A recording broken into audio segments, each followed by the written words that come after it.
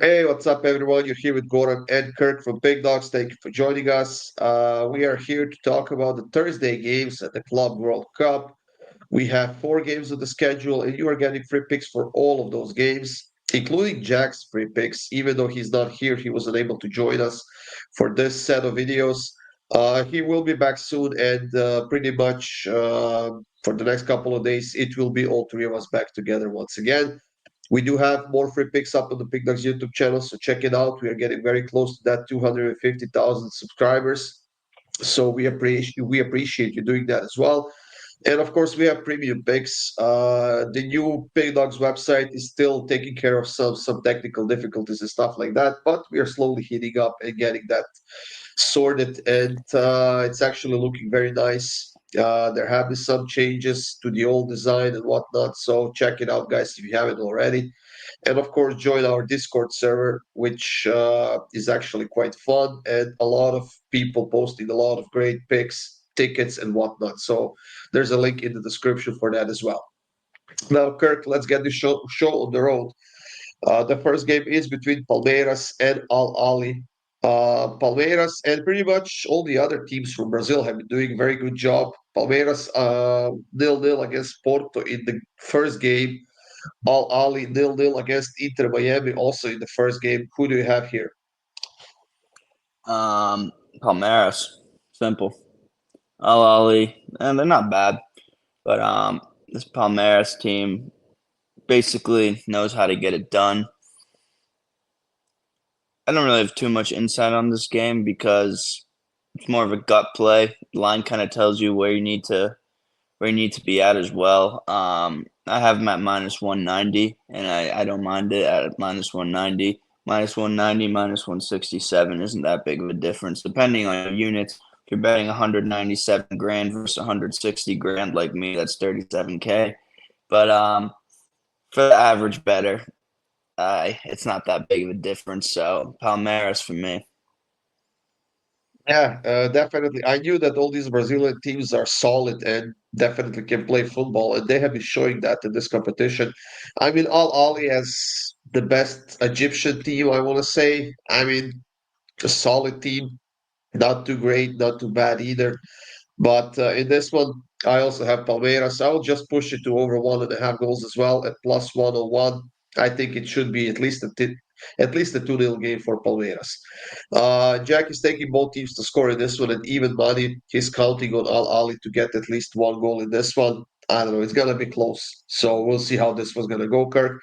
In the next one, Inter Miami against Porto. I know your stance on the MLS teams, but Porto is not the team they were a couple of seasons ago. They barely ended up in third place in the Portuguese Primeira Liga. Both teams coming off a nil-nil draw from round one. Do you expect something different in this one? 3-0 fade in the MLS. What's going to stop me now? Chelsea minus 1.5. Al Ali double chance. What was the last one? What was the last bum team? Sounders, Seattle. Botafogo. Yeah, so 3-0. Keep fading them. It's worked. I don't understand how Porto is only minus 152. The U17 Porto team could beat this Inter Miami team. So Porto all the way for me. Easy. Yeah, I know you're not a fan of MLS, but I don't think you're giving them enough credit. I'm not necessarily thinking that Inter Miami is going to win this game, but playing at home certainly going to have decent advantage in this game. I don't know Can they about keep a that. clean sheet against? Uh, Didn't do I anything think this against is going Al to be. Ali. Yeah, I mean, I don't know. This just feels like a game where I would rather take goals at very close, similar price to Porto, the money line. I'm not sure. I personally think this is a game that could go either way. I think we could see a 2-1 score for either side in this one. The question is who can score more goals. I don't know. Why are you giving me those stink eyes? Either way, come on now. Come on now. Oh Get yeah. off your delusional No, MLS no, no, no. love. This is not the Porto team that they were a couple of seasons ago, and they were struggling a lot this season. And given the fact that this is the competition where they don't care about. They came with a I mean, it's probably is a full squad, but I think that those younger players are getting more minutes than the starters actually, and I think there's going to be a decent chance for Inter to get all 3 points out of this game. But still, I will rather take the goals, like I said, rather than the sides. So I'm taking the over 2.5, and Jack is actually taking Porto on the money line as well. Now, Seattle and Atletico Madrid, Kirk. Atletico Madrid, huge favorites, even though they are coming off of an ass whooping against PSG in game one. Seattle, I mean, they've scored a goal, but yeah, I'm pretty sure that Atletico Madrid should get the job in this one. I'm kind of in agreement with the books on this one. Yeah, I mean, gonna make it 4 and 5 on fading the MLS on this beautiful Thursday. So Atletico -1.5 for me. I don't think the score of that game really shows what happened. Sorloth missed an open goal. Alvarez got a goal called back. They didn't really look as bad as the score said. I mean, penalty in the last minute for PSG. Then they had some defensive breakdowns after they got a red card. Probably should have been like a 2-1 game, if I'm being honest, but it was 4-0. So Atletico -1.5 as they get back on track here is pretty easy here. Yeah, I also think they get a win. And as you were talking, I decided to upgrade my pick. I'm gonna take Atletico to win and over 2.5 goals in this one. The price for that at the moment is, let me just look it up real quick. Uh, Atletico -108. So I'll take that instead of just the over 2.5 that I have written down here. Um, Jack is taking Atletico to win to nil +100. Um, I don't know what to think about this one. I could see a 2-0, 3-0 game here, but then again, you have to count on Atletico to keep a clean sheet after conceding 4 goals. Arguably, PSG is not Seattle, of course, but still. You got any thoughts on that? Can Atletico keep a clean sheet? I don't know. I don't care. Not part of my pick. Ah, there you go. What about the last game, Kirk? PSG and Botafogo. We just mentioned those Brazilian teams that they can be highly competitive. They can put up a good fight. Do you think Botafogo can do something against PSG in this one? As I said, PSG won 4-0, but I wasn't that convinced by their defense. Botafogo put in two against Seattle. I think they're going to give PSG more of a fight than you expect. They're going to be a little more rougher than that Atletico team. It's not going to be as one-sided as one thinks. I think the line is kind of 1.5. Probably is what it's probably like a 3-1 game, maybe PSG, but I'd rather take both teams to score. I don't think PSG keeps a clean sheet again after keeping a clean sheet against Inter, keeping a clean sheet against Atletico. I think this. I think they understand the European sides a little bit better.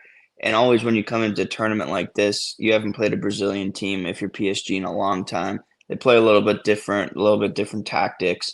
And teams like this are trying to prove to the world that this Club World Cup is not just going to be the big European teams. So I'm going to take both teams to score here. Yeah, but Botafogo is not a bad team. And I mean, with a draw here, potentially they could secure the next stage,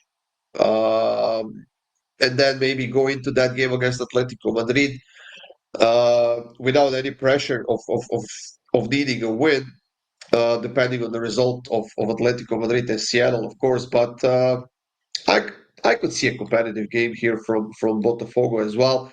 I think the PSG comes out once again with that offensive firepower they have and just trying to get the job done. I mean, PSG over 19 and a half shots, not just shots on target, shots overall, is -119. I think they were averaging like 21 or 22 shots this season. So they are creating a lot of chances, Kirk. They are a highly competitive team. We know that that offensive trio, not even three or four or five players they have up front can definitely light it up as they were doing it in the Champions League and the League One as well. Yeah. Well, that's it for this video, guys. Thank you for joining us. The 4 games and a bunch of free picks from us. It will be all up on the PickDawgz YouTube channel. And of course, the video for Friday, Saturday, Sunday. We are quite busy actually with at least 3 or 4 games every day. We are going to be going with this Club World Cup all the way.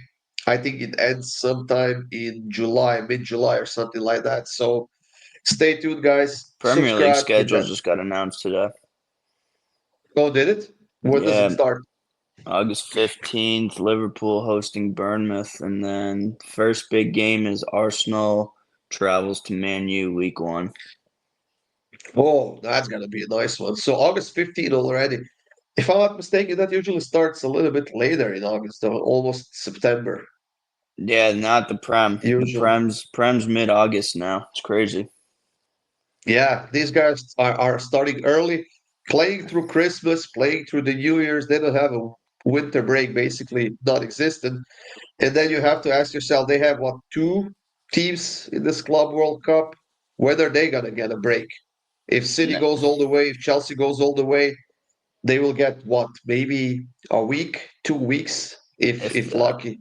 Preseason's Yeah, going to and you, start right after the Club World Cup. yeah, yeah. It's gonna be a lot of injuries at the start of the season, so we'll have to keep an eye on that as well. That's it, guys. Good luck. Have a great day, and we'll see you soon.